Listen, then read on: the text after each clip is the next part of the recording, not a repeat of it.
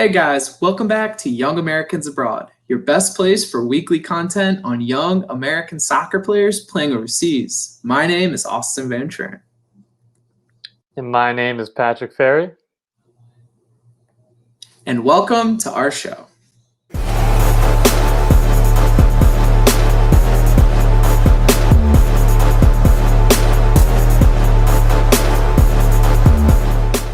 Well, guys, the 2019-2020 season is officially over, Pat. And we're excited for the upcoming season and all it has to offer. That's right, Austin. Some bittersweet moments to end the season, and it was a weird twilight zone, like we mentioned before in the episodes. We're kind of in between, and now Champions League and all the tournaments are kind of over, and we've now seen some of our young Yas in preseason and regular season moving forward here. Yeah, all in hopes to hopefully start these seasons, mid-September or so, and kind of get back to normalcy. So exciting times right now, and like you said, rough kind of end of the season for some of our players, and including one player who had an unfortunate ending to his Champions League dream. And another unfortunate Serie B promotion playoff ending for an American striker. And then finally, we obviously want to talk about some more goals and good performances in preseason for our Yas. So all that and more in today's episode. So the first player we'll start with today is Tyler Adams. And Pat, unfortunately, Tyler Adams, after coming so far with Leipzig in the Champions League, was unfortunately, part of Leipzig's exit last week in their 3-0 loss to PSG. So unfortunately, Pat, we saw Tyler score that great goal in the quarterfinals to get Leipzig into the semifinals. And, unfortunately, it wasn't meant to be for Tyler this year in Leipzig getting to the Champions League final. Yeah, unfortunately, sometimes that saying, all good things must come to an end. It was great to see Adams with that goal before to make the impact to send them into a historic time for the Champions League. But, they did come up against some serious firepower, AVT. Very true. Yeah, that PSG team, and I think we saw it even in the Champions League final. It's one of the best teams in the world. In my opinion, Bayern are clearly the best team in the world, and I thought PSG did a great job kind of neutralizing them on the day in the final, and also kind of showed some firepower of their own at points in that game. But what is cool though that we have to mention real quick here is that Tyler became one of the two players to feature in a Champions League semifinal that's played with the USMNT. So Tyler joins DeMarcus Beasley, who in 2005 actually appeared in a Champions League semifinal game for PSV. So pretty cool to kind of go into the record book there next to a USMNT legend like DeMarcus Beasley. And he came on, played 26 minutes. Unfortunately, at the time when he came on, Leipzig were already down 3-0, and the game was kind of done and dusted at that point. But he came on and tried to make an impact, looked lively, and really tried to do his best in the minutes he had on the field. But unfortunately, Leipzig really weren't able to really put anything together. But at the end of the day, like you said, Pat, it was definitely a historic Champions League season for Leipzig, and he was a big part in helping them get to a place they've never gotten before, which is always cool. Exactly, and that's a good shout with that stat that you mentioned with DeMarcus Beasley. That guy is certainly a legend. Has a motor that seems to never die. But just watching that game when he came on, like you mentioned too, Adams, it was a tough situation already, and PSG, just had that. The game kind of goes and flows, and when one team is kind of dominating the other, and it has those different phases, and he came on, unfortunately, when they were kind of gassed there, and he had a few good tackles stuck in there, had some fouls. I think he fouled Neymar there a little bit, so that was kind of cool to see that a little bit. Again, just great experience, I guess, even being able to go up against your Mbappes, your Neymars, Marquinhos, all those top level players that PSG has, and really will just kind of be great for Leipzig and Adams, moving forward to kind of see, how far they can go on such a big stage, even though there weren't any fans there, but still. Yeah, and he's still only 21. So like you said, Pat, great experience at this point in his career. And hopefully, that helps Leipzig kind of propel them into, more of a fight this year in the Bundesliga and a fight in the Champions League, because they'll be in Champions League next year too. So that's all really for Tyler today. Now he's going to get some rest. I saw he was on vacation, and I believe Greece, so we don't want him getting Harry Maguire or any Harry Maguire situations. But yeah, really. Definitely a well-deserved break for him, and hopefully, we'll see him back on the pitch soon, and Leipzig back on the pitch soon too, with the Bundesliga starting up mid-September. So that's all for Tyler today. Who do we have next, Pat? Yeah, Austin, and just quickly, I wanted to mention too, it seems like a lot of footballers vacation in Greece. Seems like everybody goes, and that Harry Maguire story is absolutely insane. So hopefully, our young Yaz can keep a low profile over there. but yeah, heading over to Italy, Austin, with Andrija Novakovich, our boy there. Unfortunately, again, kind of suffered heartbreak. Frosinone did in that final promotion playoff, the second leg to get into Serie A. They did end up winning 1-0, but in terms of the aggregate AVT, where Spezia won 1-0, obviously. So they had in the first leg had that advantage, and that's kind of the cool way, and sometimes how the cookie crumbles there. So for his performance, he played 67 minutes there, subbed off. Obviously a little annoyed with that, but they need kind of some fresh strikers and firepower to kind of find that second goal to get him through. But yeah, overall, Austin, again, really just tough to see him come so close. But I think it's kind of still a good situation where he's found his home there in Italy at a solid Serie B team that will probably be looking to push again next year. So again, they just got to keep going.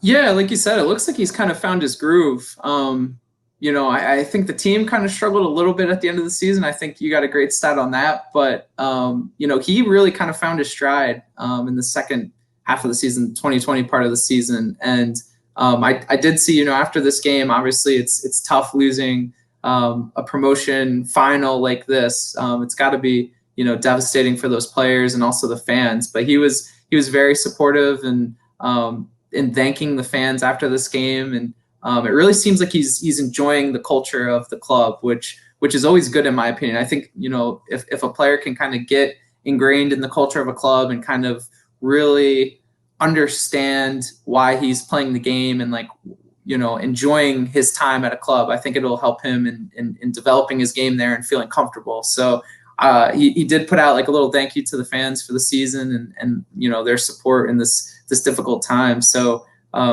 unfortunate to not see him get promoted, but I think he's, like you said, Pat, in a good spot. Yeah, and like you mentioned too, just in terms of that culture being so important, like we've talked about in this show, I don't want to harp too much, but with the Reading situation and those players that have the life on loan and never really kind of finding that established home and going here and there, and it's tough. It's kind of just like being thrown around to a new locker room, new club. You got to learn the philosophies and everything like that. So like you said, it came on strong really in the second half, and unfortunately too, to go along with that, Frosinone did have some speed or roadblocks in March, Austin, where some of the stats I think I looked up and good call from some of the U.S. soccer fans on Twitter, but kind of dug deeper into the specific win, loss, and draw column, and they only had 2 wins, 6 losses, and 5 draws for their last matches. So they kind of fell out of that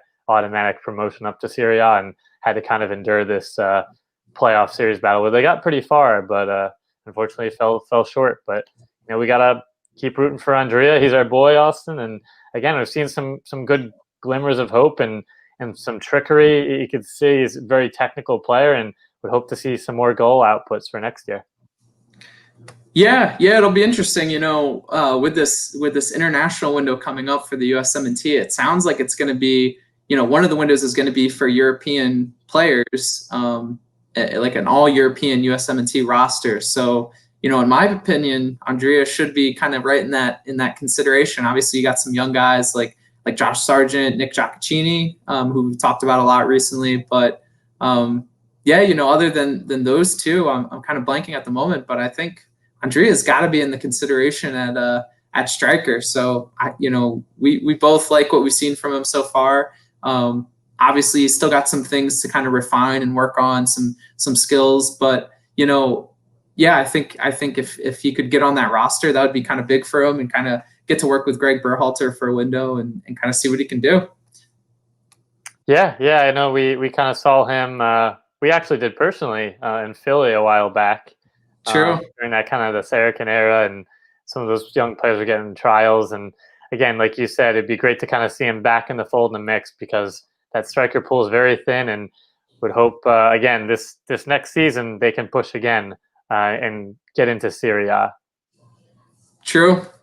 So now let's move on to another striker and talk about Josh Sargent. So Josh played the second half of a Bremen friendly versus Lask last week, a team from Austria, I believe, and scored a goal in that game, in that 4-1 win. So, you know, good to see Josh scoring a goal. That was his first preseason goal, and he's getting pretty regular play time in preseason for Bremen. So that's obviously good. You know, nothing too, you know, there was really nothing too much other than the goal of note in this game. I wasn't really able to watch the whole thing, but watched kind of parts and pieces of it. And, you know, it was a pretty basic friendly. Bremen kind of controlled possession, but again, we're a little lackluster in the final third. And, yeah, you know, coming away from that game, unfortunately, Josh picked up a knock last week, and it seems like he'll be out for the next week or so with that injury. So he missed Bremen's most recent friendly this weekend. But, you know, we'll see what happens. You know, I think, like I said, Josh has gotten consistent play time this preseason. Bremen, you know, have to do better than they did last season. They have some reinforcements like Tahith Chong, and you know, there's several other players that they've brought in as well. It's kind of, names are escaping me at the moment, unfortunately, but I do think they'll be a little bit better this year. Will they be, you know, a 180 from last year, Pat? I don't know. I don't think so from all I've heard and kind of seen. You know, they've had a better preseason, but you know, there's still questions to ask there. So yeah, I think it's good for Josh so far, but kind of just want to get into games now and kind of see him, you know, get good play time in meaningful games.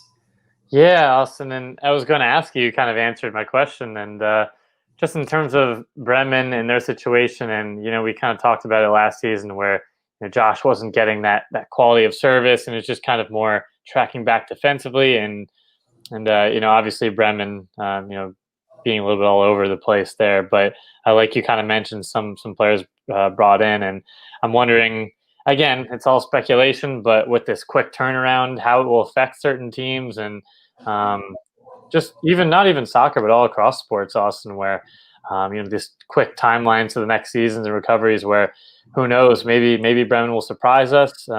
Maybe it'll hurt them, but there's just a lot of unknowns, and hopefully Josh can recover from that knock, because I don't know, it really feels like this is the year to where he's gotten more comfortable with the team and the system, kind of poised to make a bigger contribution and impact, where I feel like he's really had some time there with the senior team and over in Germany to kind of get assimilated. And it feels like one of those kind of sneaky breakout years for Sargent, potentially, even with all this COVID and everything going on. Oh, okay. You making that you know, it's a sneaky, bold prediction. Prediction, that's the word I'm looking for. So we're back, Pat. Unfortunately, we had some quick technical difficulties we're working through, but you basically said you had a sneaky prediction for Josh. Yeah, that's right. In just a kind of typical fashion, with everything being virtual in 2020, Austin, that we have this technical glitch. But nonetheless, with Josh, he won't be having any glitches for this season, Austin, is my prediction, where it'll be kind of sneaky. I think a slow, progressive grind up where he's going to really produce, you more goals than we've definitely seen in the past, and really kind of has had that time now to get assimilated. And I know we kind of touched on it too in past seasons, but it really feels like, excuse me, that although the Bremen ship is a little unknown, I think Josh is going to come in and have a really successful season and keep them afloat again, where Bremen will definitely stay up, and we'll see Sargent kind of get close to the double figures there, I think. So do you think he'll get more than 10 goals? Oof. So I'm going to say right around that. If I'm being more optimistic, yes. I'm going to say anywhere between, I think 9 to 12 will be really successful in my opinion. I think he can hit that. 9 to 12. Okay, I like it. Yeah, if you can get there, that would be yeah, I would love that. Because Bremen, like we've talked about in the past, didn't score many goals last season. So, they're gonna have to be better than they were last year to kind of help him achieve that goal. But I like it. So yeah, that's all we have on Josh today. Hopefully we see him back on the pitch soon. Get healthy, Josh, and yeah. Let's move on. Yeah, let's move on, Austin, and some exciting transfer moves here. Where I think it was last Thursday, Antonee Robinson secured a transfer from Wigan over to Fulham, or as people have kind of said there, Full America, it seems like. Right? Yeah, I mean, just the long list, and I know we were kind of talking about it before the episode here. I think obviously you have Dempsey, even Emerson Hyndman back then, Brian McBride. I think you had a few other players there, but a lot Carlos Bocanegra, yep, Luca De La Torre, Tim Ream. Yeah. That's right, Keller. And so it's just a long kind of line and rich with Americans, and it just kind of seems like obviously there were other situations that we were kind of favoring more, but it does kind of seem like it falls in line historically, being a good setup for Antonee. Now, the biggest things too will be just with Joe Bryant there and his situation, being such a dominant figure in that push for Fulham to be promoted, more on the attacking side. Obviously, he's playing outside back there. There has been some flaws and some weaknesses in terms of his just pure defensive abilities. But again, a lot of talks have been maybe shifting the formation or moving him up to a winger and mid role. But if they are going head-to-head, Austin, obviously Joe has the seniority and kind of more of that experience. And again, Antonee's still pretty young. I believe he's 23, and correct me if I'm wrong, but I think there's still a good learning curve, especially when going to the Premier League. Yeah, but it's definitely good to see him get that move to the Premier League. Wigan were going down to League One, unfortunately, and had their whole administration dealings where kind of their club's management did some shady dealings, and that was a disaster for it. So it's good to see him at least get this move and kind of get out of that situation. Yeah, that was terrible, Austin. I don't even know what was happening there behind the scenes. Maybe we'll see it on Netflix. But yeah, right? I mean, yeah. Again, it's just I think it's a great move, like we've all been talking about, and really gets him kind of back on the radar. Where again, he was one of those players that kind of came up and around that Sargent era for the national team, and there our backs, I would say, left backs and right backs.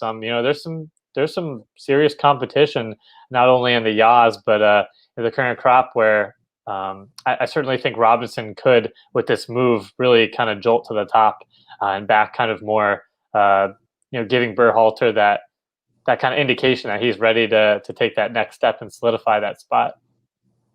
Yeah, for sure. He's got to be up there on that list. Like you said, during the Sargent era, we saw him get torched at times against teams like Brazil, which, Brazil's Brazil. So, there's definitely a learning curve. I think, in his time at Wigan, he showed that he matured and got a little bit better. But now moving to the Premier League, like you said, is just another step up and hopefully another place for him to prove himself and, get better, because we definitely need a consistent left back of Premier League quality. We don't need Daniel Lovitz, no offense. But, yeah, right. I mean, it's his place, Austin. It's his place to take.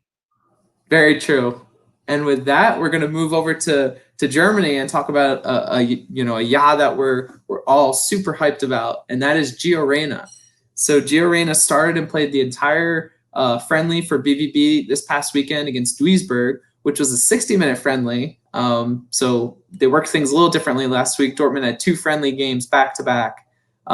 So that was kind of interesting. And in this game, Pat, Gio scored the first goal for them yet again. That makes 3 in 3 games. Three first goals, and he scored a second in the previous game. So that makes 4 goals in 3 games. But he's killing it.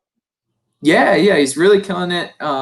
He's definitely taking a step up and kind of asserting himself. We talked about that a little bit last week, so don't want to harp on that too much. But it was just a good, clean game, I would say, for Gio. It wasn't a game where he really took on players and kind of was as dynamic as we've seen him in the past. It was more just kind of keeping possession of the ball, making some smart decisions, smart passes.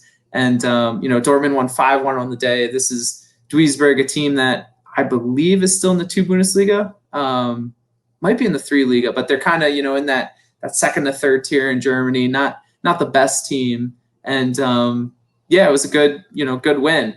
Now, unfortunately, Pat, in that second game, and just want to make note of this real quick in this part of our segment, that Dortmund did lose their second friendly that day, 3-0 to Feyenoord, which is kind of concerning.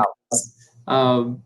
They started a good amount of good quality starters in that game, and came up 3 goals, less than Feyenoord. So kind of concerning, but maybe that opens the door a little bit more for Gio to kind of pop in and be a presence.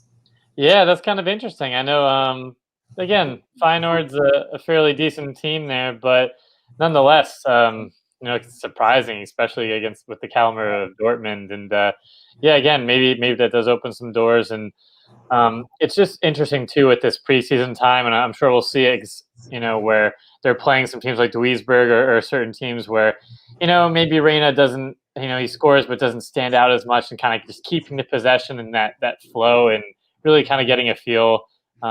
Obviously, with this quick turnaround from the season, preseason honestly hasn't been as sloppy as before. There's still some sharpness to everybody, but I think just going in here, with this quick turnaround, I think almost helps Gio in a way where he was really finishing strong here, and now just kind of building that momentum. There hasn't been too much time off or that gap. Fingers crossed, and knock on some wood that injuries don't occur there. But again, I think when he comes up against the Bayerns and some of those teams, I think we've seen some great qualities where he can be a serious threat and find those pockets of space and be really dangerous against a team like that. Obviously, I'm not sure what your thoughts are and where Dortmund and Bayern kind of falls. It seems like the gap is with the Bayern's level right now kind of big. I don't want to say huge, but it'd be interesting to kind of see if Reyna and some of these other players they brought in can make some noise and challenge them. Yeah, it's going to be a tough challenge. Dortmund have honestly the best team they've had in years, in my opinion. Jadon Sancho is one of the best players in the world.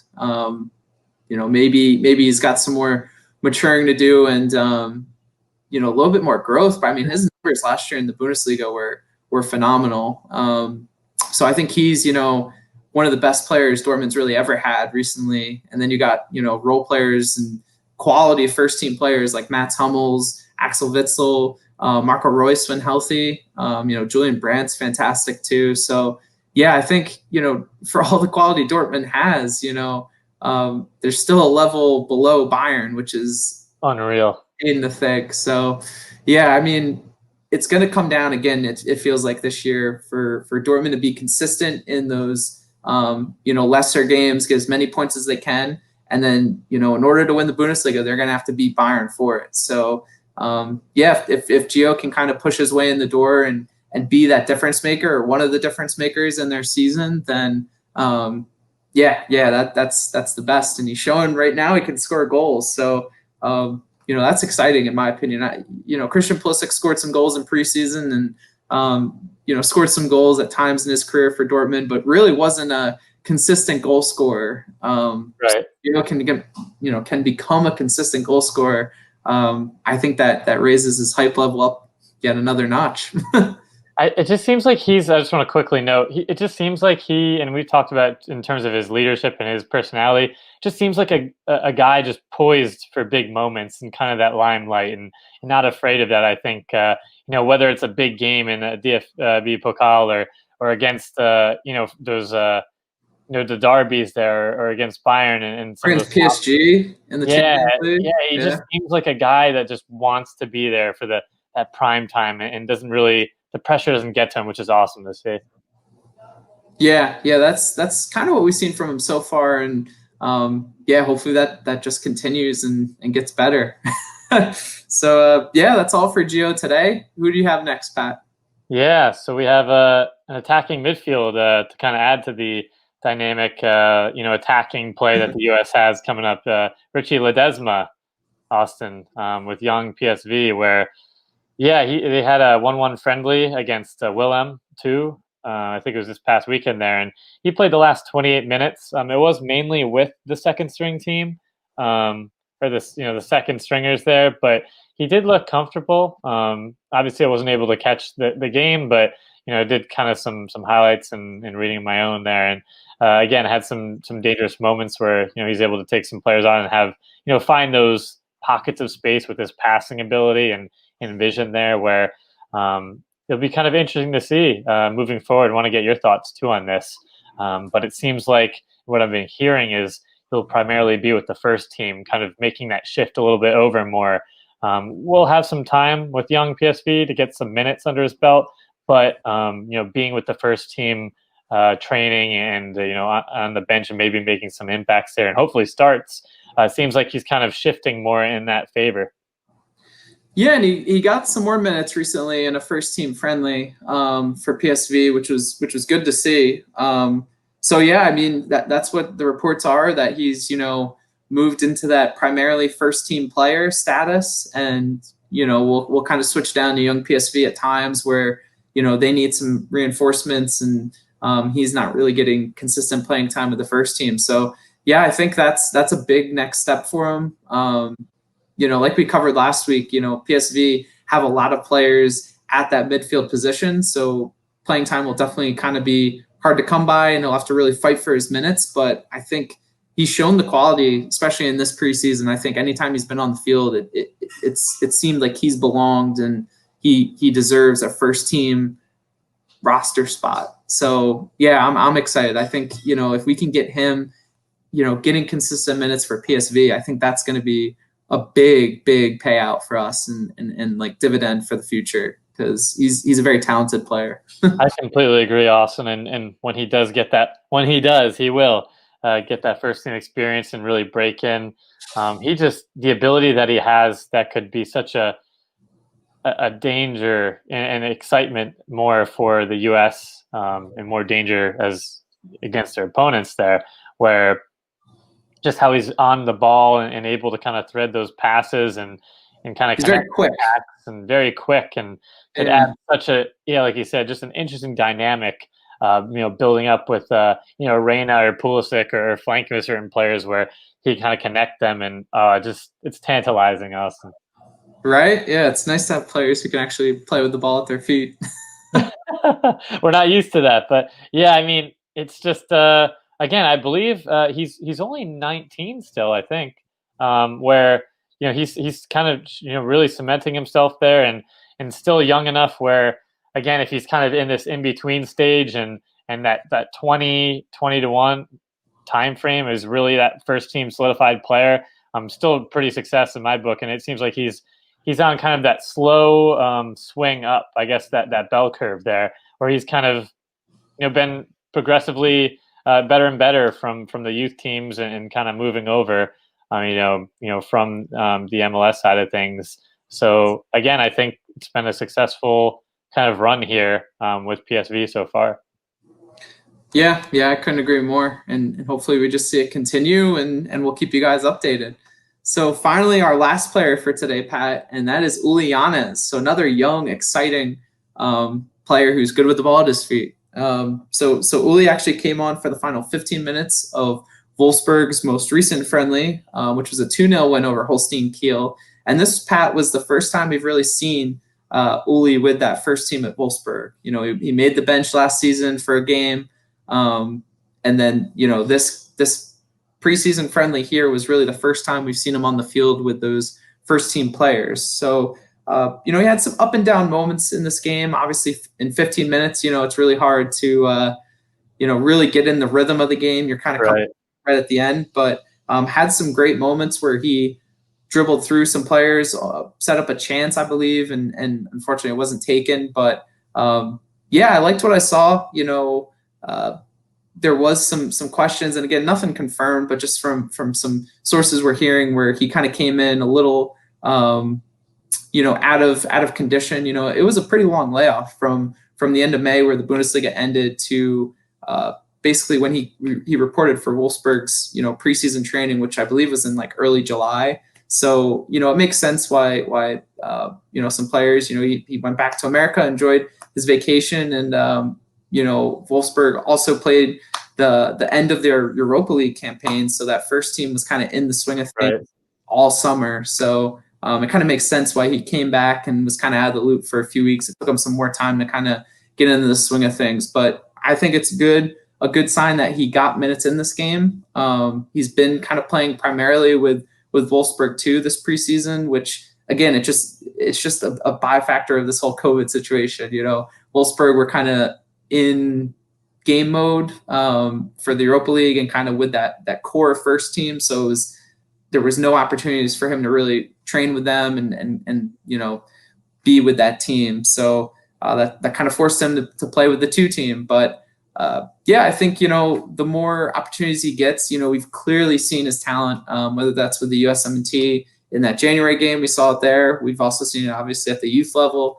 You know, he's a very talented player. So the more time he gets, I think the more impressions he'll have on people and you know, coaches. And, you know, I think that'll lead to more Wolfsburg first team play time. You know, I think it's going to be tough to really break into that first team because it's so deep. But, you know, if he doesn't make it there, I think it's going to just open more doors from other places as well, whether that's on loan, maybe a permanent transfer. But, yeah, I like where he's at right now, Pat. I guess what I'm trying to say.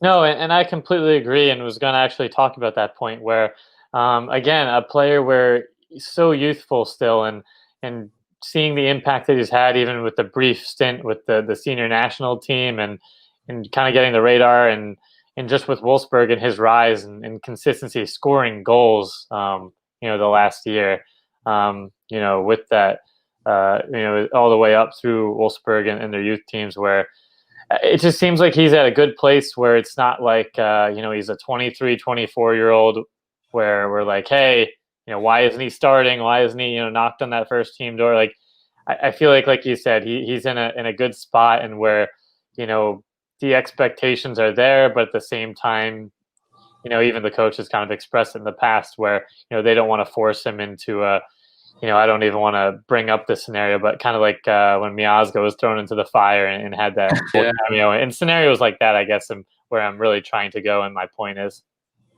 Yeah, that's a great point there. Yeah, Matt Miazga was kind of, you know, thrown in the deep end, so to speak, and it really didn't.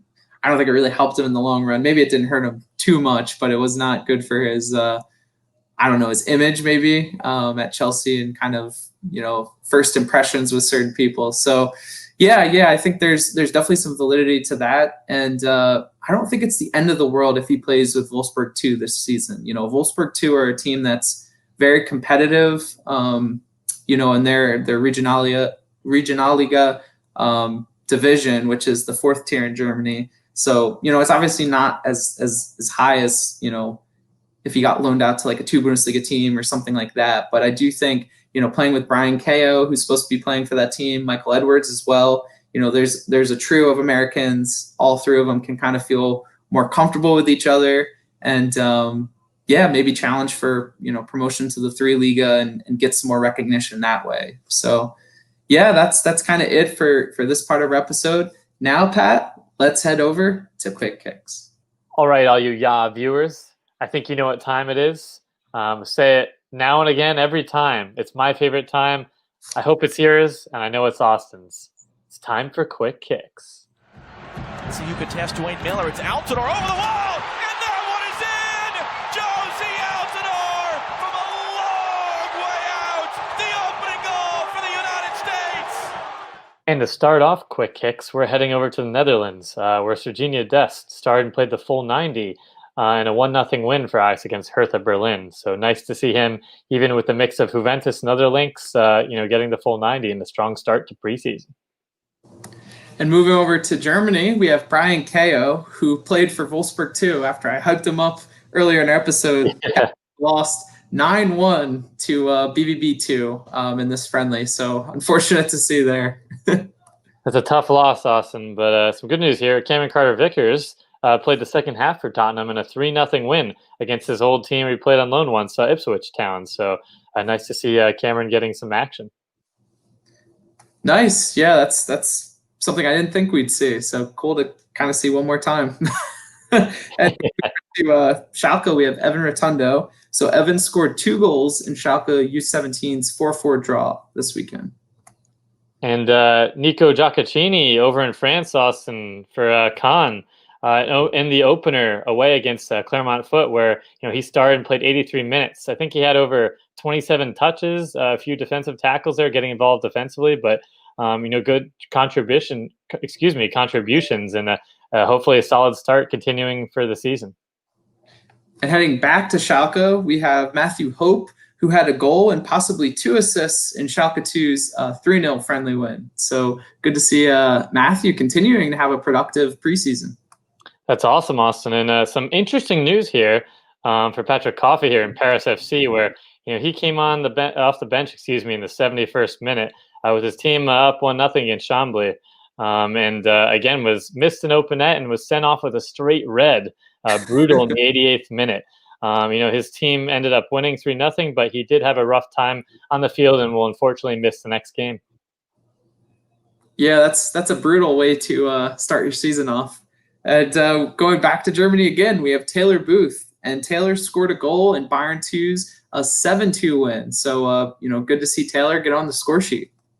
It's awesome. A lot of scoring here, which is great. And heading over to Scotland with some of our Scottish Yankees. Cameron Harper made the bench for the first team in Celtic's 1-0 win against Dundee United. So again, nice to see him really kind of solidifying his spot with the first team. Hopefully we'll get some minutes here soon. That's true. And we also had 2 other Americans on the field in that game, or one on the field, maybe one on the bench, and right. and Dylan Powers. So good to see, some of our Scottish Yankees kind of making an impact. And finally, again, going back to Germany, Pat, we have Nico Carrera. And Nico started and scored a goal and even had an assist in Holstein Kiel U19's 6-1 friendly win. So good to see for Nico. Nice. Again, like I said, more goals here. And, we're kind of shifting back again to the Netherlands here with Alex Mendez for Ajax in their friendly. Came on the field for the final 17 minutes. And it was his first action of the preseason. So, good stuff for Alex Mendez there. Yeah, that's good to see. That's someone who we're excited to get those opportunities for Ajax's first team. And finally today, we got to end with our Young Ya. And the Young Ya today is Zach Booth, who's a 16-year-old midfielder, also the brother of Taylor Booth at Bayern. And he will be moving to Leicester City from RSL Academy. So good to see Zach. We're excited to start to follow you a little bit more. And so that's all for our episode today, guys. Make sure you like this video and subscribe to our channel down below.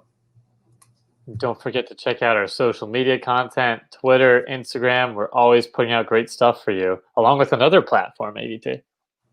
That's right. Again, if you missed our show last week, we unveiled our new podcast platform on Spotify, Apple Podcasts, and Google Podcasts. So make sure, if you can't watch our YouTube videos, whether you're on the go, things like that, make sure you listen to our podcast form. And make sure you subscribe to our show on those platforms, and also leave us a review. It really helps us out and it makes the show better. So appreciate all your support. Yeah, again, with all these platforms now that we have, and the season's picking up so quick, Austin, where we're already in full swing for some leagues, and the preseasons are coming to a close for others, and again, it seems like a lot of Americans we talk about on this show scoring some goals and really making the jump to the first teams. Yeah, it's starting to shape up to be a good season for our young Americans abroad, and I'm really excited about what the future holds. It seems like Weston McKennie's might be in the Premier League. It seems like that's something that's going to happen here in the next week or so. So stay tuned for that. And fruitful preseason so far. Yeah, and I think with 2020 almost coming to a close here, and hopefully we'll see the national team and youth teams kind of swinging up in 2021. And I guess what are your thoughts moving forward, Austin? What's going to happen? Hey, I got to say my spiel. That is, one day we will win that elusive World Cup.